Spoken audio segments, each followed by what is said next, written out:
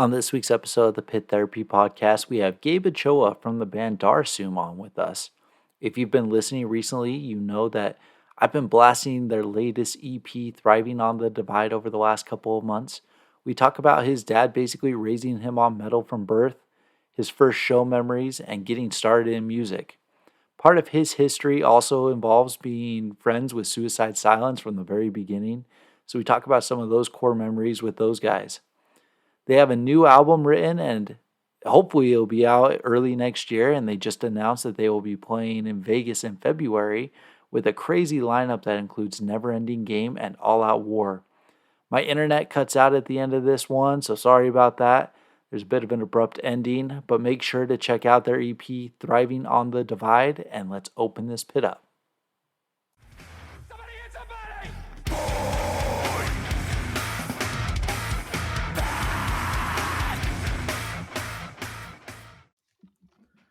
What's up, everyone, and welcome to this week's episode of the Pit Therapy Podcast with me, Trevor, and Kyle, and Gabe from Darasuum. Thank you so much for jumping on with us. Really excited for this one. So, dude, how have you been? Fantastic. Just just trying to get the album in order, and in between all that, just trying to practice and get ready for these shows we got coming up with Notice the Victim. That's incredible. Album in order. So, like, new music's on its way. Yeah, we have a full length written. It's just we're trying to cut costs, and with that, we're just trying to do everything ourselves. Like our last EP, Thriving on the Divide, we only had help tracking the drums, and then we did everything else ourselves. And all we did was we just sent it all off to this dude Josh Knoll, who mixed and mastered it all, and he just killed it. He killed it. Like, he exceeded our expectations of the sound, but it made us realize, we can actually like do this ourselves. The editing the drums was like the worst part of it. Apparently, I didn't do it. But, that was apparently the worst part of it. But it just made us realize we could do it ourselves, and so we're gonna do that route again. And hopefully we could just get that done. Within at least get in the studio by January, which I wanted to be in the studio 2 months ago. So Sure. yeah, it's just, we have kids and wives and families or whatever. So we're just busy, and, there's just always an obstacle, in the way, and that keeps us from being able to, finish everything up. But it works out in the end, because then we have new ideas, we hear things differently, and then we could just like, oh, you know what? Like, let's rewrite this because I hear this now, or like we have one song where we just keep changing the end breakdown, like, because we just keep hearing like, maybe we could do this, maybe we could do that, so, but we need that payoff, and we want to make sure that we really think it through, and sleeping on it for so long is giving us that time to kind of like solidify what we really want for this album. So that's awesome. And you actually led into like 4 of the questions I've written up for you. So let's get going on this. So you're self-producing, right? But you guys are somehow partnered with New Age Records. So Yes. Is that just for releasing it, distribution? Like, what is with New Age then? So New Age, they want the full length. So when we had the EP written, I kind of like told him like, yo, like, we have these 3 songs, so we're gonna do a couple covers, but it's just to hold over, our audience right now, just to give them, everybody's so like content, uh, everybody wants content, content hungry, and with social media and all this crap, like, we suck at social media. I'm an old guy. I'm 39 years old. I come from the world of like passing out CDs and flyers and stuff like that. So I'm, the whole social media thing is just like out of my, realm, and I'm just learning as I go. But when we did the Thriving, it wasn't even going to be a release that we like released. It was just going to be like 3 songs we threw up on the internet, do a Disciple cover, a Hatebreed cover, and that was it, And then because I collect music, I was just like, oh, I want to release it on physical format. And so I kind of like hinted to New Age, like, hey, we got this release, like, it'd be kind of cool if you like check prices on like 7 inches or something. and he had like he didn't really show interest in wanting this release, but he from the get go wanted just the full length, and so I didn't really pressure him to put out the this thriving EP, but Is yeah, he just made it. is that Go ahead. sorry? Is that pretty typical? Like, if you listen to any of the last episodes we've done with like other bands, I usually give them a ton of crap for EPs because I like music. I like you guys, and I was about to say something until you were like, "Yeah, it's a full length." So then, like, all right, I won't make the rude comment again, like I usually do. But is that like a thing that record labels are bummed about right now? Because I feel like everyone is just putting out EPs, and I would assume a lot of that is because you can do more of it on your own now. You don't So, necessarily need them. so I'm friends with like other like A&R dudes who like work with like I would say bigger labels, and I had this conversation when we played with Kubla Khan a few weeks ago, and I was hanging out with this dude Jordan who sings in that band Momentum, and we were in a conversation with our friend Mike Gitter from he's an A&R dude at Central Media now, and Jordan brought that up because him and I were talking about this release for us, and he was like telling me the same thing, like, oh bro, like fuck the full length. You guys got to do EPs. Nobody gives a fuck about these long format, and you know, and I myself, like personally, I'm a very big like I'm the demo guy. I'm the EP guy. The full lengths are like it's just too much, Mm-hmm. And even going in, kind of like circling back to the album real quick. With this album, the way we're trying to do it is trying to design it a way where it keeps the listener engaged. Like if you guys listen to Angry Brigade, it all plays straight through. Like there's no gaps or pauses other than Into the Proof. And so trying to do that now for 11 or 12 songs, it's like how are we gonna make this work to keep the listener like they can't just take off the headphones and pause it right here. Like we Yeah. want to keep them listening, but so when we're writing like this, when Jordan was talking to Gitter about it, he asked Gitter, like, like, how do you feel about full lengths versus EPs and stuff? And his whole thing was just that you can't price an EP for $25.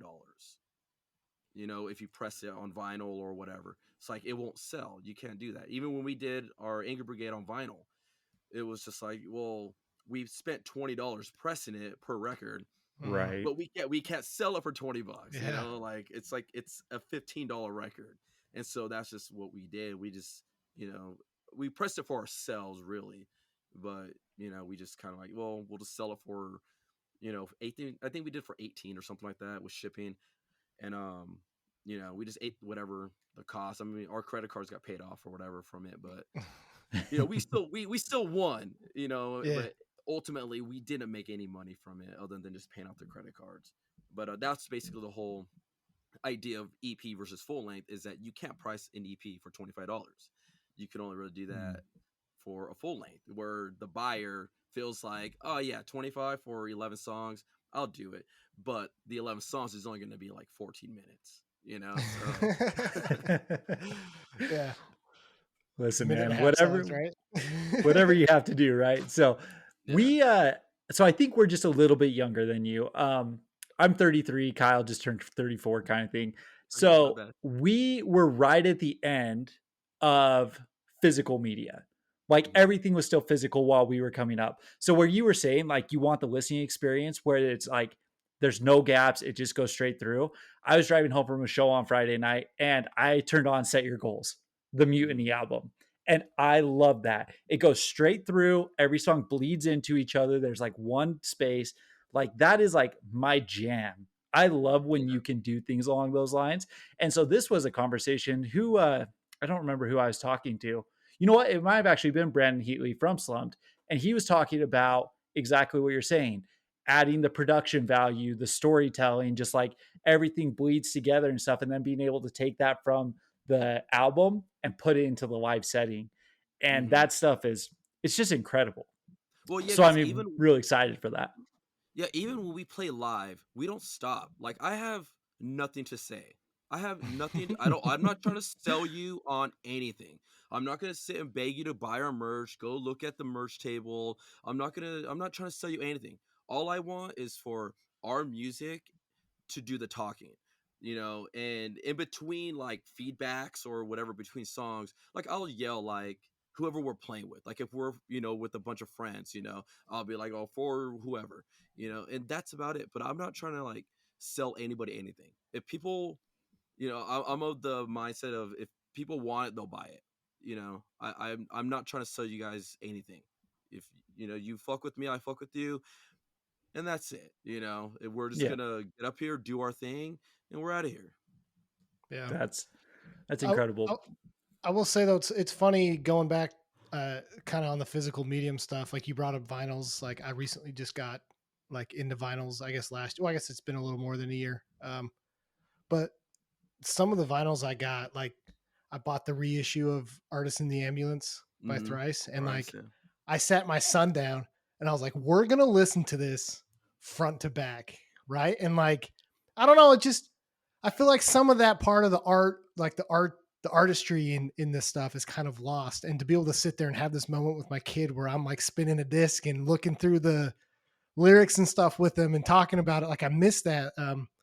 We talked to another band that was printing off physical tickets again for shows. And it's like, maybe it's just me getting old, but I kind of miss that. And so to hear you say stuff like, we're, asking about physical medium again, like like we're excited for that. It's an old man take, but like, I think the scene needs that again. I think we need the artistry and the actual tangible things in it again, Yeah, and I mean, just the simple art of discovering a band is out the window. It's before you could, at least with me and like my brother and stuff. It's like we would have to like go find. We had Scratch Magazine or Mean Street, Maximum Rock and Roll.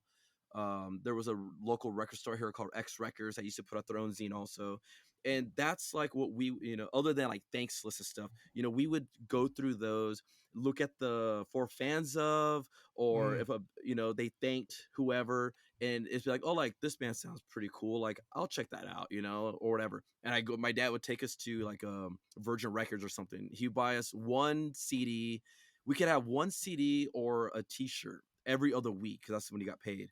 And that's what he would buy us. You guys want to go to a show and get a T-shirt? You get a T-shirt, or you could get a CD from the store.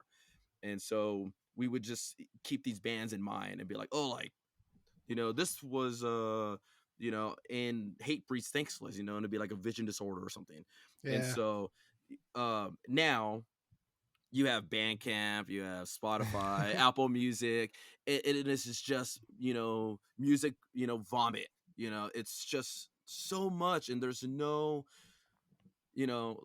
me now, like I kind of gave up on all the band camps. Like I just rather go to a show and discover the bands the way I used to discover them. I like to tell people about Martyr AD. When Martyr AD first came out to California, they came out on like with the like Brothers Keeper Throwdown 18 Visions or something, and all that was on the flyer is this X members of Disembodied, and all we knew was like, whoa, crap, like we gotta see what Martyr sounds like.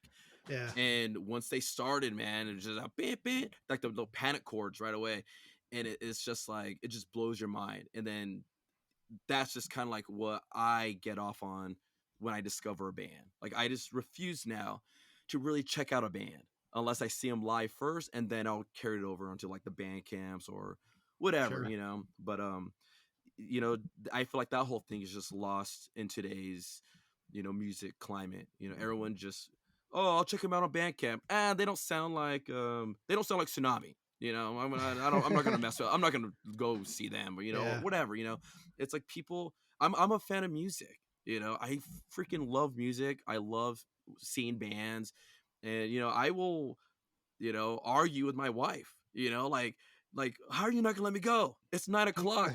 Like, I don't want to sit and watch TV. If I gotta watch one band, I want to go see that one band. Like, I don't care if I'm missing the entire show just to go see one band. Like, I just want to go. And I feel like a lot of bands, even today, like a lot of the local bands, they forget that. Like there's a lot of people just forget being a fan of music. They get in these bands, become cool guys, and like, oh, I don't gotta care anymore. I don't gotta support. I don't gotta put in the work or whatever. They just like they become too cool to even be a fan of music, and I'm the opposite. I don't believe every band freaking sucks. I think bands just are figuring it out. They're Yeah. dialing in their sound. They're learning as they go. I don't think bands suck. I just think they're all learning and they will get there. Just like we all did when we first started bands. Like my very first band, Bound in Blood, terrible. Like I think it's terrible. But there's kids out here that like still like ask me like, oh, when are we gonna do Bound in Blood show or whatever, and I'm just a fan of music, and especially discovering a band that just gives me goosebumps or whatever. It's just like they're out there, but Yeah. you're not gonna find it sitting on band camps or Apple Music listening to a song. You got to get out there and see it physically and take it all in, and that's when you become like a fan of them or just like, it's not for me. But Yeah. I really appreciate you saying all of that, because this year has been huge for me as it relates to all of that. I got lost in the everything was so accessible online for a long time, right? If I listened to them online and I didn't like them, I was like, I don't care. You know what I mean? Mhm. It is so much changed since I go to a show at least once a week, typically, a little bit more kind of thing. There's a couple breaks here and there, but I'm kind of the same way. Usually I'll at least throw the band on so I can hear them and see what they sound like, just to know what I'm getting myself into, but then I don't go in with any expectations. I can't tell you how many bands I would go back and see live, but I won't put their albums on in the car. You know what I mean? Like, it's such a different visceral experience, just like the way that they do their breakdowns, the way they interact with the crowd. Like, there's been bands who have moshed with us. You know what I mean? I'm like, I will support you because of that. You know what I mean? Like, that's the kind of stuff that I'm just like thriving on, especially this year. It's been incredible. So I'm right with you. Go to live music. That's the big takeaway. There's so many good bands right now. It's like almost every show I go to, it's just there's like a band that's just like, dang, like, like I'm surprised. Like there's these kids today just have like good gateway bands. That like they could just get up and running, and it's just like they just got a good ear for like, we want to do this and we're gonna nail it. Whereas like again, like my inspiration with Bound and Blow was like Shattered Realm. It was like very basic, like breakdowns and whatever, like very like cheesy almost breakdowns and stuff. Whereas like now it's like these kids are just like breakdowns coming out of nowhere and like very creative, and you got bands like like Smoke 909 or Big Ass Truck, where like they're just making it fun and almost like kind of gimmicky, but like the music is like perfect. Like it's not like man, like I can't think of like a good gimmick band like Guar, right? Like Guar, like the costumes. Guar, you think like they're gonna be like this like crazy metal band, and then you go see them, they're kind of like more like a hard, like they're like a metal band, but like very rocky, more like rock than metal, I guess. Here and there, I guess. I do like some Guar, but like to me, like their image never really matched the music. Or it's like Ghost. Ghost is even a better example. Yeah. Like you see them, you're like, oh crap, like black metal. Then you plays, and you're like, wait, it's like 80s, prog rock type stuff. But like, but yeah, I just think like a lot of the musicianship right now with a lot of these bands is just incredible, and I can't, I can't say a band sucks anymore. It's just right. Like just bands are just figuring it out, and they're gonna get it and surpass. Dude, okay, I used to see Avenged Sevenfold, right, to like 15 people. I would see them to like 15 people, and I thought they were the worst band. Them and Atreyu, like I thought they were the worst bands that would be playing with like every band. I would see like Avenged Sevenfold with like Bleeding Through, like Hope Conspiracy, and Atreyu with like Bane or something. Yeah. And I would just be like why? Like these bands suck.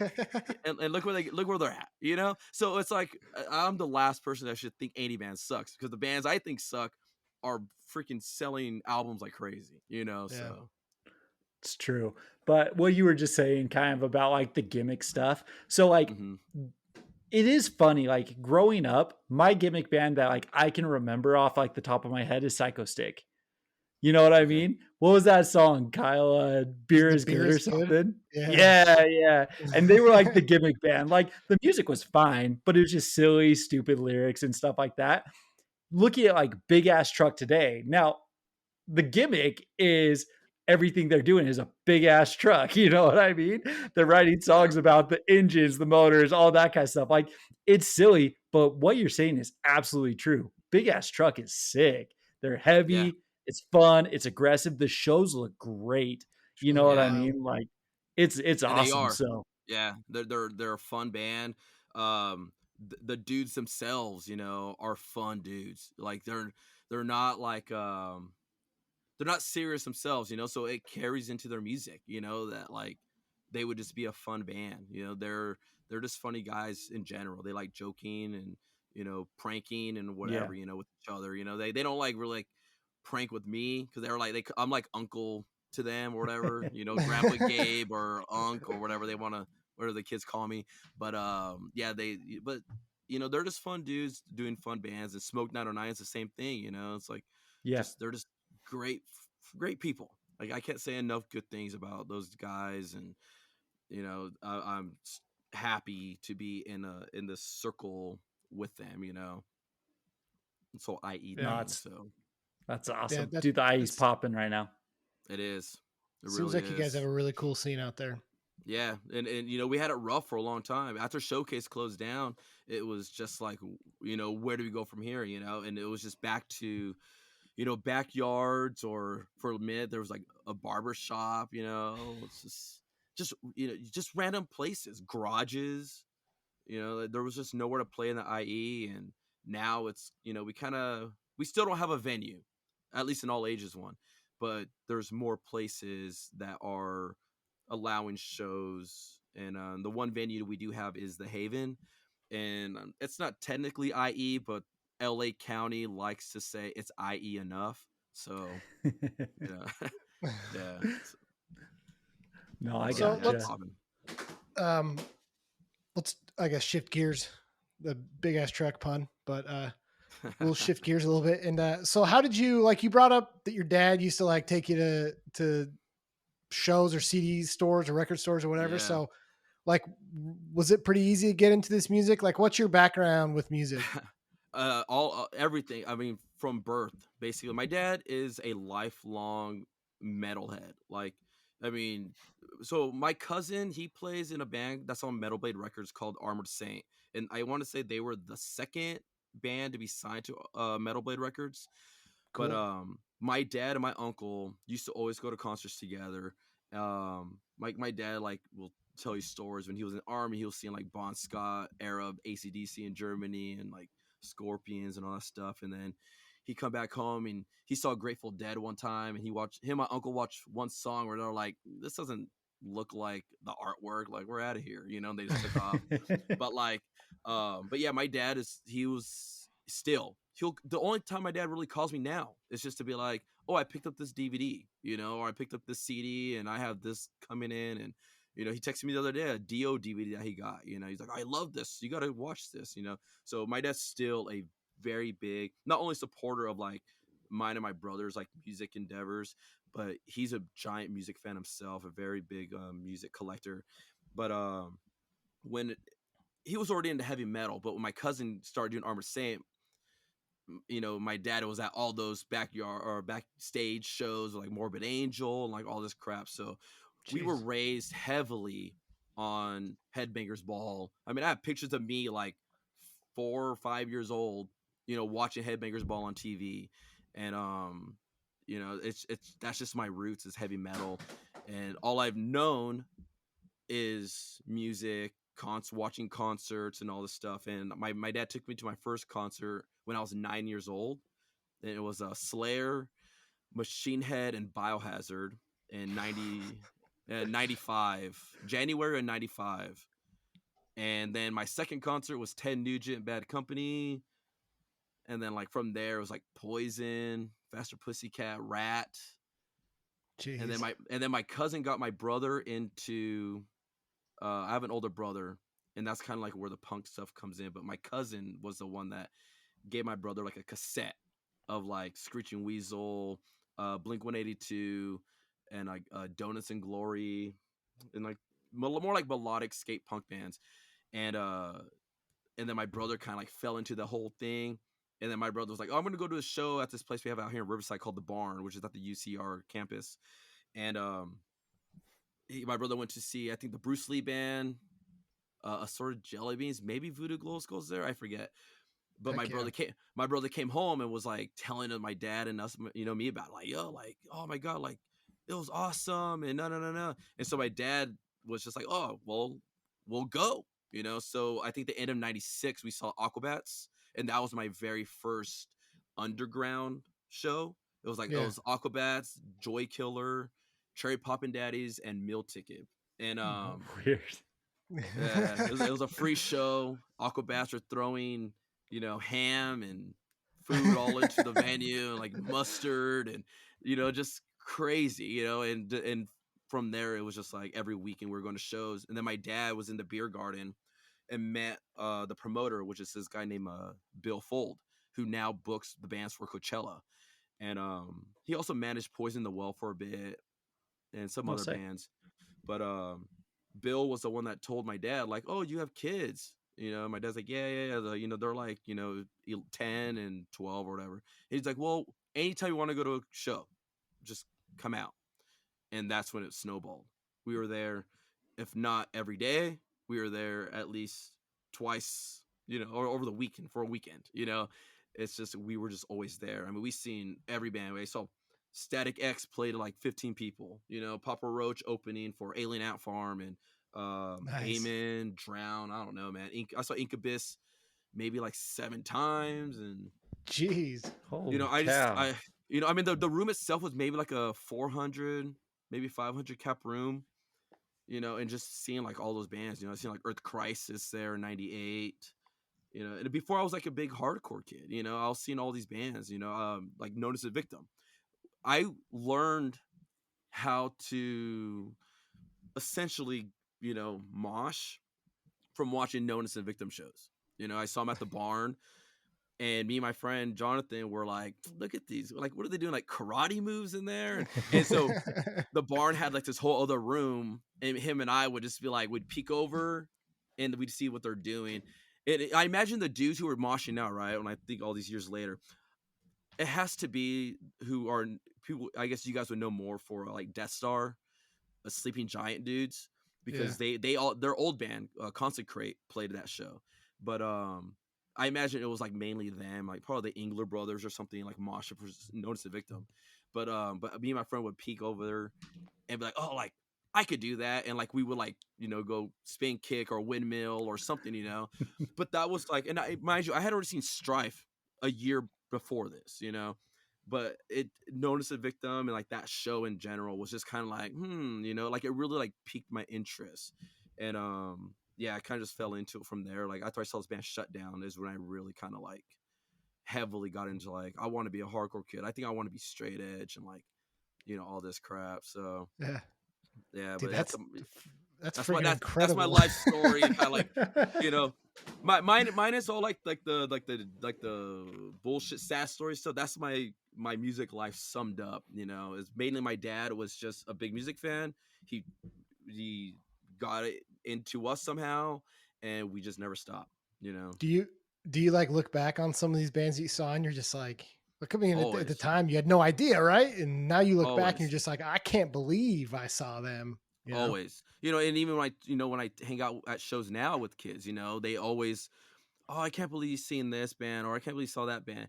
And I had to constantly like just remind everybody, that, yeah, fantastic. I got to see Avenged Sevenfold play to 15 people or whoever, there's bands that we're seeing now, right? Mm-hmm. Knock Loose, Tsunami, who's like another good one, like Suicide Silence is even a good one, that you can still see in small cap rooms if they surprise shows or whatever. But if it's like a freaking right tour promotion or whatever, you won't see them in that kind of atmosphere. Avenged Right. Sevenfold just played the Observatory, and I seen that and I thought it was a joke. I thought it was a tribute band, because I was like, there's no freaking way Avenged Sevenfold would play below Death by Stereo, in 2024. And they did, and it just freaking blew my mind. I mean, that's a once in like a 20-year thing. Yeah. I'd be surprised if Avenged were to do that again.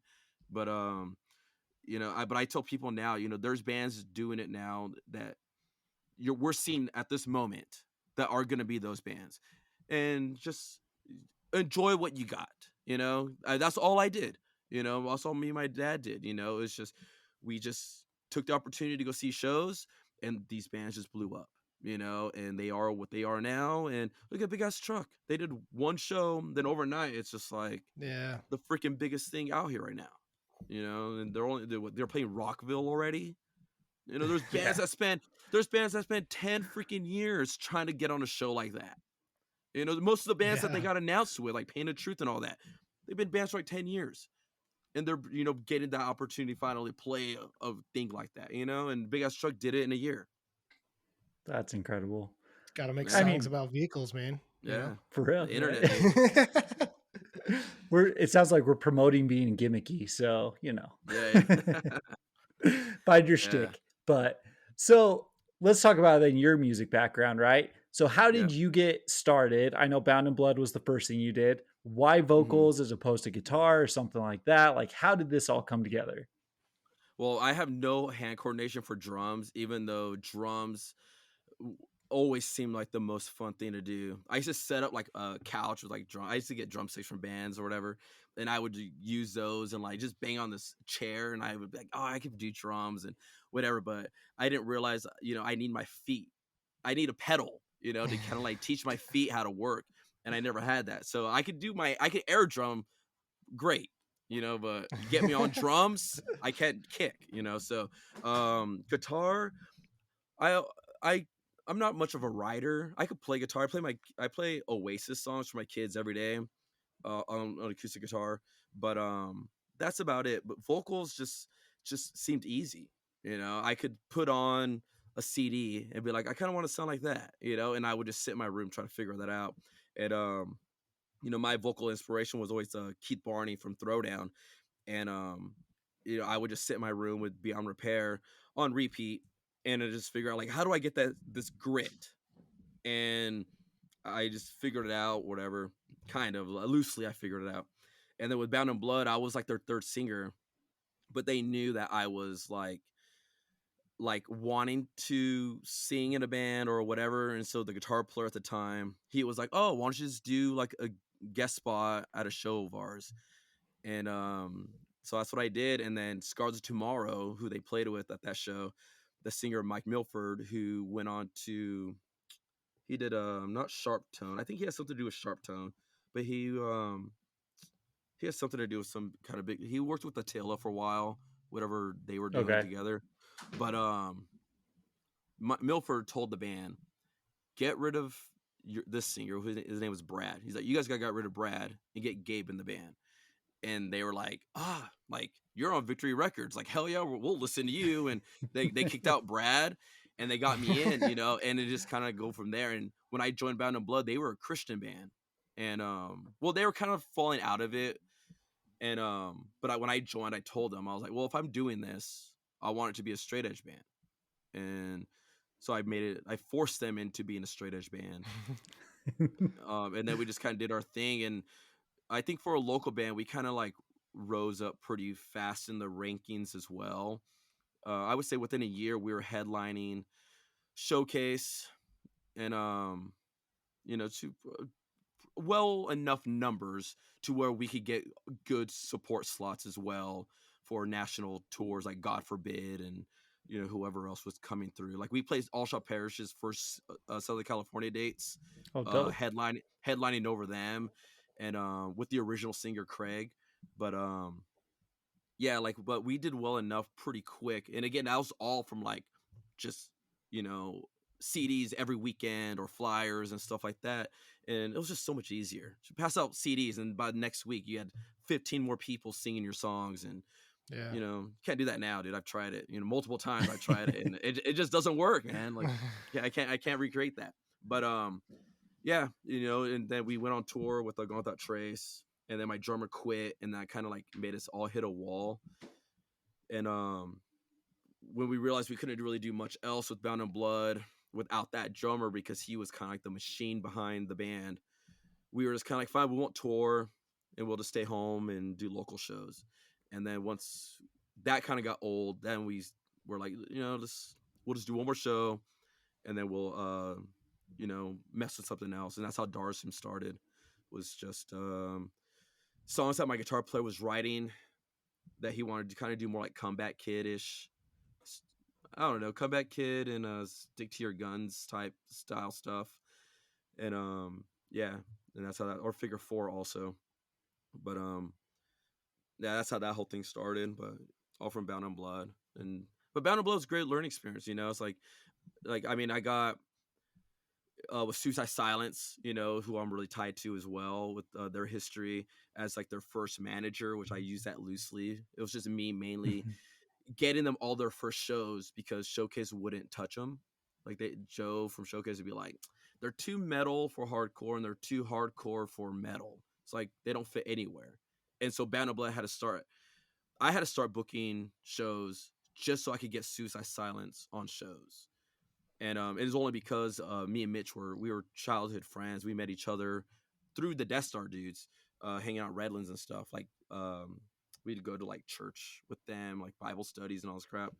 And me and Mitch met doing that when we were like 14 and 15 or something like that, 15, 16.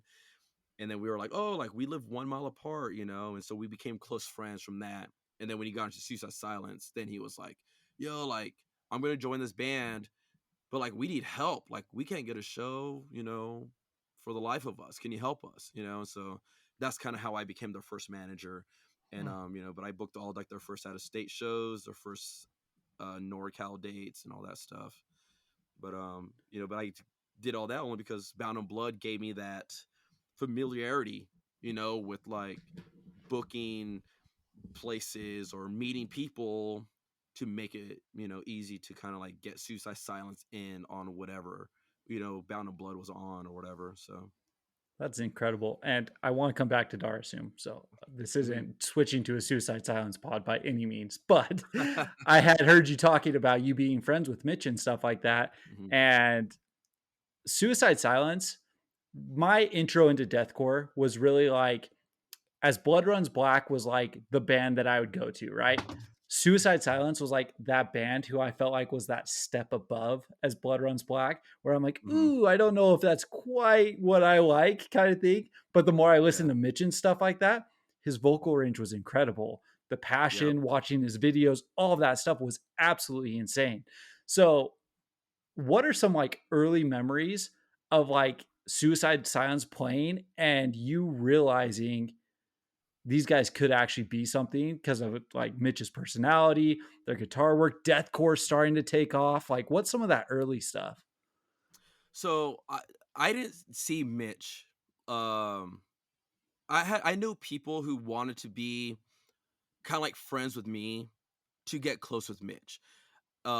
Mitch had this aura about him, like you looked at him and you could be like, this guy looks freaking cool. I mean, this dude had like his cheeks pierced, he had the Prince Albert for a minute, and he was 16 with like a giant drug-free tattoo on his shin, I mean, he was just like he had good image, everything. He could spike his hair, he could buzz it all off, and he just always looked good.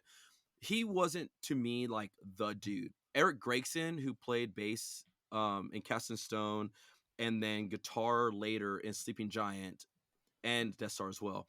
He was a dude I thought was like, he was my Mitch, Yeah. I like to think Mitch got his image from Eric. If you look at Eric and you look at Mitch side by side, you will see the similarities in both of them. But Mitch had the voice, and Mitch always had the voice. He played in a band called his very first band was called Breakaway. And I saw them at a skating rink down the street from Mitch's house, like maybe 2 blocks. He lives in an area in Corona called Home Gardens, and there was a skating rink there in that area that he played at, and there was a good amount of kids there in skates. And when they started, it was just like a freaking mosh fest, and all these kids just start falling all over the place on their skates. They didn't expect mosh didn't happen. But Mitch, that was my first time seeing him perform. And I remember just thinking like then, like, damn, like this guy can scream. Because I spent, all these years screaming in my room trying to sound like Throwdown. And Mitch is just like, coming out with those screams or whatever. But yeah, then he did Dying Dreams. And I thought musically they were okay. I didn't really think much of them. I feel like they were kind of like very tame metalcore. I think they were trying to do more like a Himsa type thing. But Suicide Silence weren't even on my radar, even though I was friends with them. I used to talk to the original singer Tanner a lot on AOL Instant Messenger, AIM. Okay. And we would talk all the time, like, oh, do you do vocal warm-ups? Or, he would 20 question me about like trying to get shows and stuff too. And yeah, but when Mitch got into Suicide, he was supposed to be a backup singer. And Tanner Oh, only interesting. so Tanner only wanted him to do the highs because Tanner couldn't do highs. But I forget what happened, dude. It's like something where my memory, and I keep asking. I mean, Garza will hang out still, and I always bring it up. Like, when did Mitch take over? My memory is they were supposed to do a show at this skating rink by my house, called like Sound Rink or Skate Rink 2000, something like that. I don't know. Tanner didn't show up. And so we did this thing called a douchebag party or whatever, where it's just all our friends just grabbed instruments. And me and Mitch were on vocals. Garza was on drums, our friend Pat on guitar. And we just basically wrote songs on the spot for 20 minutes or whatever. And that was Suicide Silence, essentially playing their show. And that was how I remember Mitch getting into Suicide Silence. But yeah, he always had that voice. And I never understood. I had to go home and try to like figure that out. Like, how do you get this voice, But I think, I guess to answer the original question, it was when he went on a whole freaking like 2 months. He would come to my house and be like, "Oh man, we're working on this song." Like, mind you, I was their manager, right? And he was keeping this whole thing a secret. And he's like, "We're working on this song, man. Like, it's gonna blow your mind. It's like the heaviest thing." And he's just going on and on and on. And he'd always come to my house for like a month about it. And they did a show. I can't remember what show it was. I want to say it was a Moshua Fest, but I could be wrong about that. It's all a blur. But when they first debuted Bludgeon to Death, and he does that freaking line, "Doctors won't be able to recognize your fucking face," whatever.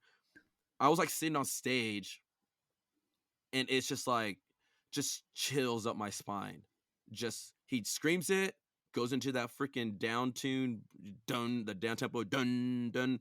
And I was just like, even now when I think about it, like, I still get excited, It's just, that's when I realized, like, this is something different, It made me go home and ask my dad, like, what was a band that you felt like changed metal? He was like, "Oh, Pantera, Cowboys from Hell," and I'm just like, crazy, because for me it was Suicide Silence, but then yeah, like Joffrey Cowboy, so it's like, who knows when deathcore started? All I knew was that when I was at all those early meetings at Central Media with Suicide, we were talking, about like promotion for like the cleansing and all this crap, and a rollout plan. And it was just like, I would send those dudes, whatever Hot Topic had for Joffrey Cowboy, Metal Blade was doing all these like decal stickers on the windows, and I'd send him, the dude at the time, Joe Clark, I forget his name, but I would send him pictures and be like, "Yo, this is what we need this kind of promotion." And yeah, very exciting to be a part of that whole thing, being at those dinners and stuff like that, with Century Media, and amazing time. It's crazy. That's wild. That's wild. The Cleansing is, in my opinion, the go-to deathcore album of all time. Mm-hmm. It Yeah. is absolutely incredible, especially like given Mitch passing away and everything like that. I still go back and I watch like his tribute show and all of that stuff. Yeah. It is just, it's wild. It's wild how Yeah. good those songs are, how much that band was loved, is loved, everything about it. So yeah, and it's to me, it's like, it's I try to stay away from videos, and like even like thinking about it now, like it kind of like chokes me up a little thinking about it. But yeah, I try to stay away from like videos of him alive. Like, it just hits, it's too weird at this point. But yeah, I think, the Cleansing for sure. I remember I would just 20 question him. We were on tour Sepultura, in a bus with Sworn Enemy we shared, and I remember specifically being in South Dakota, and him and I are just listening to one of the mixes for the cleansing, and we're listening to like a Girl of Glass, and and he's like just going through it and like just telling me like, oh yeah, like I was thinking about my grandma writing this, or he's just like telling me stories like what led to these songs, and his writing process and stuff like that. And even with like with Darasuum now, it's like I carry a lot of those discussions, of what he was trying to go for, as far as like he wanted every songs to be like anthems and stuff. And like when you listen like Wake Up, Wake Up, the song Wake Up, this is wake up, like it always comes back around. And those early conversations during the cleansing, he was already telling me, like I'm just gonna try to make everything an anthem, and so when Eddie joined the band, him and I went out to eat. We went out to sushi, and he was asking me like, "Yo, I want to go out to eat with you and pick your brain, because I figured you would know kind of what Mitch would expect, And so we talked, and I just told him the same thing. Like Mitch wanted anthems. He just wanted things to come back. If they were to play it the first time and they did the chorus part or whatever, when it comes back around, the kids already knew what to say. And that's what Mitch was always going for. So like when you listen like Darasuum, like Smash Your Leaders Ways or something, it's like that's basically like my take on like maybe how Mitch would have done it. That's incredible. Yeah. That's awesome. Well, back to Darasuum now. Yeah. I appreciate that. Dude, like I could say we could have you here for 3 hours, man. Like you have so much history and all that stuff, but we won't keep you that long. So you're good. Back to Darasuum. When we started this and we were talking about right off the get-go, I said, well, you just like I have 4 questions that you've already started diving into on Thriving in the Divide and into the new album and stuff like that. One of my questions is, what is your guys' process in writing? Do you guys go in with the idea and the structure of how you want the album to sound? Or is it something that starts just to develop organically? Like you said, you're already kind of rearranging some breakdowns, rearranging some of the sound and stuff like that. So do you like skeleton it and then build it out? Or like, what is that process?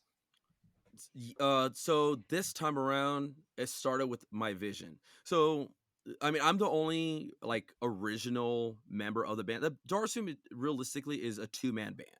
It was me and my Bound of Blood guitar player. It was just him and I. But to promote the songs, we needed a band.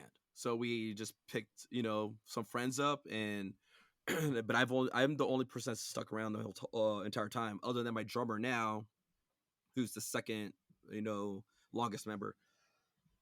But this time for the full length, it started with more of like my vision. All I wanted was relentless is like my word. And it's funny because I think when you did the your guys' podcast, the talking about the Thriving EP, I think it was Kyle that dropped Relentless, and my dudes were like, no, like he said it. Gabe is gonna fucking come at us with that. He's not gonna let it go. So we had band practice the other night, and it's the first thing they brought up. They're like, how happy were you that they said Relentless? Because that's all that's all I want, is just for it to be relentless. Don't give the listener room to breathe or think. Just get in their ears and never fucking leave it. Yeah. And so going into the full length, it was the same thing. I was like, the first song, I want it to be just a minute and a half. Second song, maybe a minute, no longer than 2 minutes. Just start it off just as quick as possible, so the listener knows what they're in for. And so everything since then, it's just kind of been like, okay, well, Gabe wants a relentless and fast and all this crap. And it's kind of hard trying to like meet, and it was hard in the beginning to meet in the middle, because my drummer anyway, who's become kind of like the more primary songwriter now, he's like an actual musician. He writes songs for like soap operas and stuff like that. And so like his whole take on stuff is just a little bit different than like how I hear. And so he's like, no, well, like it makes sense like this because like in the scale it goes from here to here, like this how he's, and I'm just like, I don't hear it like that. Like all I hear is this into like this heavy freaking part, and like all I want is to hear what I'm hearing in my head. And but he tries to make sense of it. But yeah, this whole thing really it started off with more, this time was through my vision of just like I need it to be fast. I'm a big hardcore punk fan, and all I wanted was just like challenge myself vocally. If I'm dying on stage, then like I'll have to talk the words if I have to, but as far as like albums go, it's just like I just need it to be like so in your face that the listener just kind of like, holy crap, like they mean business, like they're really coming to like fuck me up.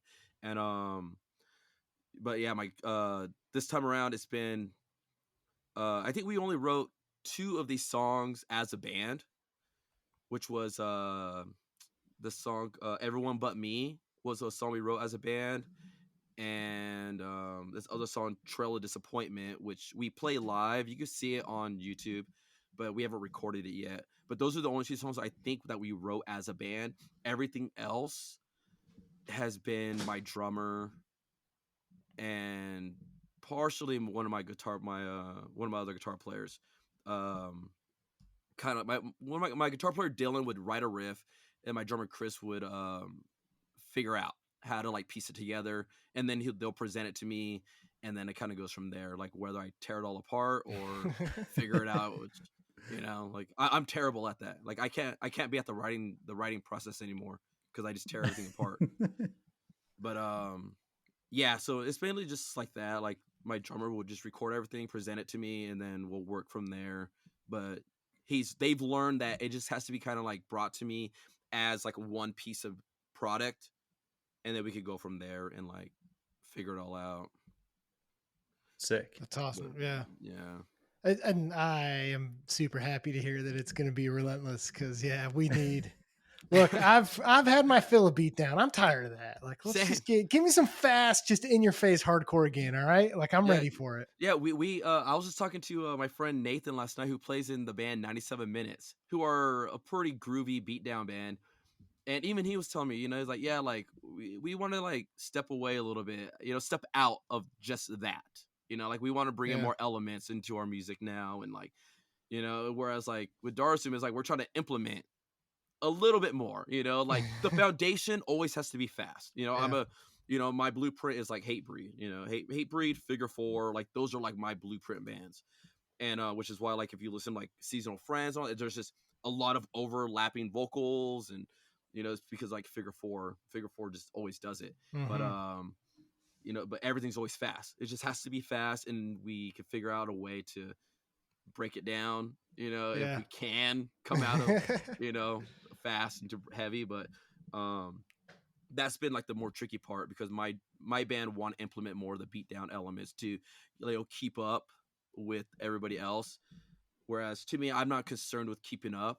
I'm concerned with what's going to sound good in 10 years. Right. It's like, again, like Bound in Blood, like the very first full length, garbage, at the time in 2002, fantastic. You knew you could go to a Bound in Blood show and it's just going to be breakdown. It was a guaranteed good time show. And 10 years later, I can't even stand it. No one a part of the band at that recording can listen to that and be like, yeah, this is sick. It's like we don't like it at all. We don't think it aged well. Vocal is terrible too, because it wasn't mixed or mastered or anything. It was just, go in, record, release. But yeah, so now my whole thing is, I'm not worried. I'm not concerned about what's cool right now. If I want to be, we tried it in the beginning. When For the Fallen Dreams and Stick to Your Guns, Comeback Kid were all at their prime. Stick to Your Guns doing Diamond, and Comeback Kid doing broadcasting and whatever. We tried doing the melodic twists, here and there, and listening back all the songs now, it's like, get it out of here. Like, like it didn't do good, like on recording, it sounds great. Place Called Home, fun song, never hit live. We take it live, nobody cared. You know, the songs that people cared about were like Go Destroy Your Life and Seasonal Friends or Bite Back, you know, like the more like faster stuff that we had. So that's when Daniel quit the band, it was just like, yo, like, you know, moving from here on out, we're going just a straight hardcore sound. I want just fast hardcore. Like, I'm not concerned with trying to sound like anybody else. I just want to know that I'm happy with it, and in 10 years, it's going to sound just as good. And Angry Brigade was that. Angry Brigade songs were 8 years old by the time we released it, you know? And then everybody was like, oh, you guys been listening to a lot of Tear. I'm like, no, dude. Like, we had these songs for the last 8 years. We just took a break, you know, because we were burnt out, you know, and like, this is it now, you know? Yeah. So to me, it only solidified that the songs, you know, not, I won't say like timeless or whatever, but they held up, you know, 8 years later, nearly 10 years later, they held up and people liked them then. They got us off the ground now. And then with Thriving, like Trevor said last week on your guys' podcast, you know, with Thriving, it solidified the direction we wanted to go, just fast and heavy. Well, Dude, I mean, you good. nailed it. You nailed it, right? Like, straight up, Thriving is one of my favorite releases of this year. Like, someone asked us the other day, they were like, hey, what are a couple of like your album of the year contenders and stuff like that? And I was like, if you haven't, go listen to Darasuum. Like, that Thriving on the Divide, specifically the song Thriving on the Divide. It's just like, you talked about sitting on the edge of the stage and listening to Bludgeon to Death with Suicide Silence. Yeah. I get that feeling listening to Thriving on the Divide. Like, it's such just a chills running down my spine and stuff. So it's absolutely fantastic. And we haven't played that song live yet. You know, it's Oh, for real? It's such a, and we wanted to bring it out for the Known as the Victim shows, but because we have other things happening that are kind of keeping us from learning it as a unit right now. But it's just so fast, you know. It's coming out of, I don't know. It's just a constant la la la la la la la la la. And I remember the first round of vocals for that was so dumbed down because I felt the Angry Brigade was very wordy. It was just like, again, like, it's just so much going on, and you know, there's no like room for me to even breathe, you know. And so when we're writing the new stuff, I was trying to like calm it down a little bit, and my drummer, of course, was just like, nah, man, this calls for wordy, dude. Like, you need to pick it up. And man, I like sat like the next 2 days trying to figure out like, how the hell can I get this more wordy, you know, and trying to like figure it all out. And then, you know, but the finished product, I was so happy with it, you know. Like, I'm not 100% sold on the payoff breakdown at the very end, but I feel like I'll grow into it. I'll grow to like it, but it was just because we know that it was just, we were recording the next day for those songs, and we really had to like do something good enough that we could live with. And that was it, you know. And I mean, I listened to it and I enjoy it, but it's like, I in 10 years, I'll be like, we could have done it better. You know, we could have done that one breakdown better, you know. It's just the breakdown. Everything else, I feel like, is like on point. I think the vocal structure is great. The concept of it's great. I will fight you because that breakdown is fantastic. and the band loves it too. Yeah. Yeah, this is the kind of stuff though that, like, again, we grew up with, right? Being able to have that, what you talked about, that anthem, that screaming along part where we could all go up and then literally just turn around and whoever's in the way better move. You know what I mean? Yeah. That is what that song is for me. So like, I love the wordiness, how fast it is, how aggressive it is. Yeah. And that slowed down breakdown, dude, I said it in the podcast, man. Like, it's incredible. Like, we don't have to keep harping on it, but yeah. And I appreciate that. You know, again, and for you to say that, you know, like, it made, I have a friend, Justin, who does a clothing brand called Steel Hardcore.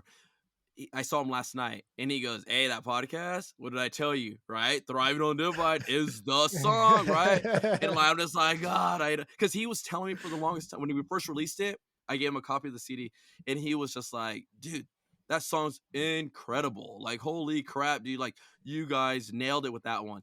And, you know, I'm like coming out the same thing of like, oh man, like, it wasn't really like like 100% thought out. Like we had to hurry up and get it done, but to him too, he feels it. You echo the exact same Dude, that's feelings awesome. as Some him. of that just Yeah. like off the cuff organic stuff is the stuff that just hits the best though. You know what I mean? It's just Yeah. like Yeah.